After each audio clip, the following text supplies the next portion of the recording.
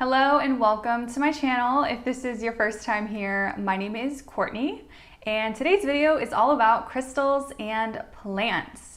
I have slowly been collecting more houseplants, and I have been loving experimenting with certain crystals for certain plant needs. I thought this would be a fun video to kind of share what I've discovered with these plant and crystal combos. So in today's video, I'm gonna go over 6 crystals that'll help your plants live their best life.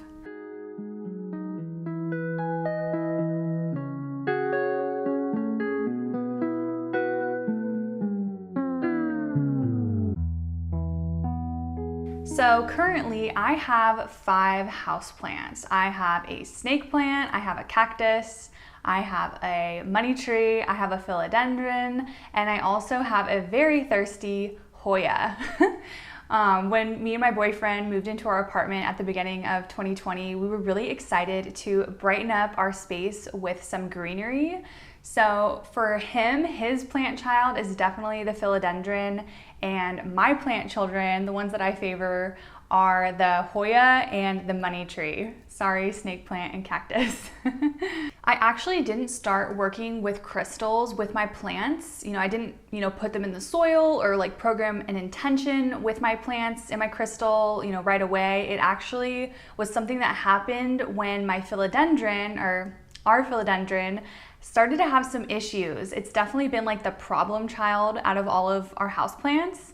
And it kind of sparked this idea to, maybe we should incorporate some crystals to help the health of our plants get more healthy. That's really what started this experiment off. So now going into some crystals that'll really help your plants, depending on your plant needs. I have a bunch of different scenarios based off my experience, but I will say all of the crystals on this list are really wonderful for any plant. So if you have one of these crystals, you can use them for all your plants. These are just some ideas for you to get inspiration from. So without further ado, let's get into these crystals. Alrighty, so let's start off with my cactus and snake tree houseplants. They are both succulents. So when I was choosing a stone to pair with them, I really had, this water aspect in mind. And the crystal that I use with my succulents is Sodalite.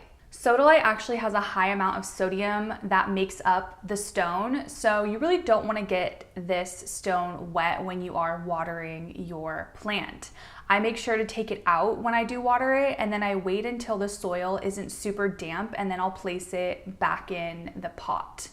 I kind of felt like the whole salt aspect with Sodalite was a really good pairing with the succulents because you really don't water them that often. I mean, it's like, once a month? So I thought, putting Sodalite in the soil would help just absorb all that water that's in there for a long amount of time. If I had pink halite, I would also, experiment with another salty crystal, but I personally think Sodalite is wonderful to pair with any like cacti or succulent houseplant.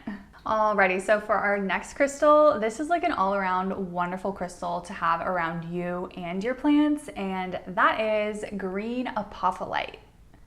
So the energy of green apophyllite is very refreshing to plants, just like it is for us humans. It increases the flow of life force energy.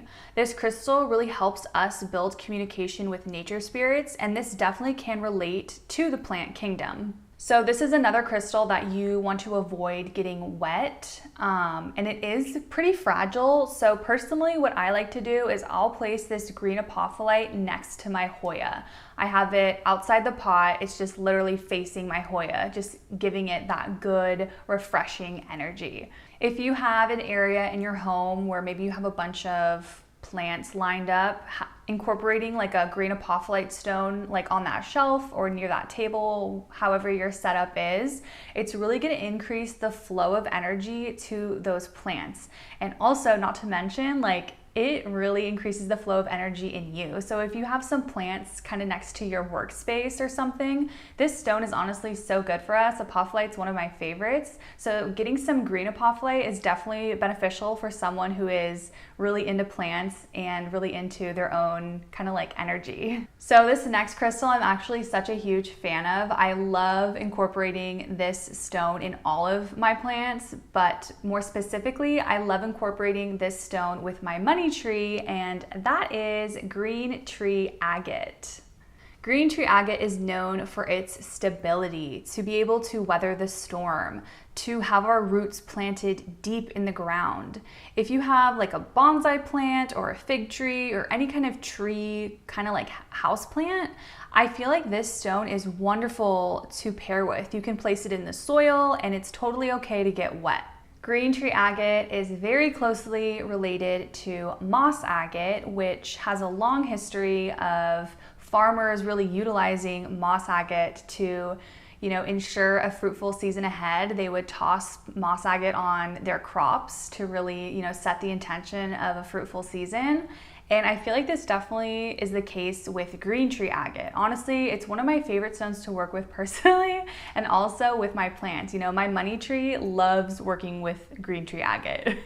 All right, so let's dive into a crystal that is very well known for being helpful with plants. It is known as the master healer, and that is clear quartz. If your plant needs help, like my philodendron, or maybe you need to repot your plant, or maybe you need to take off a piece that's dead, you got a dead branch or whatever it may be, putting some clear quartz in the soil is really going to help the rehabilitation of that plant, getting it back to a healthy state. Like I said, clear quartz is known as the master healer, for everything, for us and for plants. If your plant is going through a hard time, maybe, I don't know, whatever your case may be, getting some clear quartz, this is like the easiest stone to really set an intention with, put it in the soil. It's totally fine to get wet, and, send it those rehabilitating vibes. My plant is getting healthier, my plant is getting greener. Really set an intention and experiment with clear quartz and your plants, because honestly it really does work. All right, so this next crystal on the list I feel like is a little bit random. I'm not really sure if this is a common crystal to pair with your plants, but I kind of intuitively chose to work with this stone in my plant, and that is malachite. I don't know, I feel like I was just really attracted to the greenness of malachite, and I thought, this would be really cool to experiment with. Green malachite, or malachite in general, is well known for, heart health and just health overall. So I think I kind of was thinking, it has these healthy vibes. I feel like it would be really good to keep in the soil with my Hoya plant. So my Hoya always has malachite in it. One thing about malachite is you don't want to get it wet. So every time I water my Hoya, I make sure to take out the malachite, wait till the soil isn't so damp, and then I'll place it back inside. My Hoya plant is literally like the thirstiest plant ever. If I don't water it like every 2 days, it just curls instantly. So malachite's been a good kind of like stable energy to keep my Hoya, bright, bouncy and beautiful. Alrighty, so the last crystal on our list, certainly not the least, is Chlorite Phantom Quartz. Chlorite Phantom Quartz is highly attuned to the plant kingdom. They resonate to the heartbeat of the earth. Because of this, I have been experimenting with having this stone next to all of my plants.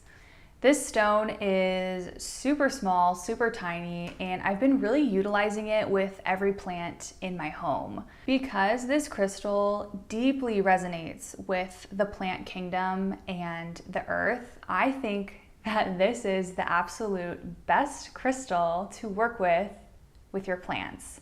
If you are like the plant whatever, like you're just known as the plant person, like you nurse plants back to health, you have a green thumb, whatever it may be, honestly, investing in a stone like this is going to be amazing for you, because not only will it continue, your awesomeness with plants, but you're going to have like an even deeper connection with your plants. I would love to get a really huge, big tower of Chlorite Phantom Quartz and have it somewhere in my home where I keep all my plants, maybe in the back over there or next to my philodendron, somewhere like that. I feel like this is such a beautiful decor piece that you can place next to your plants that also really vibes well with your plants. So if I had to pick my top favorite on this list, Chlorite Phantom Quartz is definitely number 1. Alrighty guys, so that is it for today's video. I hope you enjoyed learning about these crystal and plant combos, kind of depending on what plant you have, or just an idea of what crystals to work with your own houseplants. I will say I'm definitely not a plant expert, but I have been loving experimenting with these different crystals and my plants. So I'm definitely open to hear more suggestions from you guys. If you've been experimenting with a certain crystal, with your houseplants, drop it in the comments below. I'd love to know more crystals to incorporate in my, houseplant care. So don't be shy. If you liked today's video, please give it a big thumbs up. If you are new here, I would love it if you subscribed. Come on and check out some of my other videos. Thank you again for being here, and I will see you in my next one.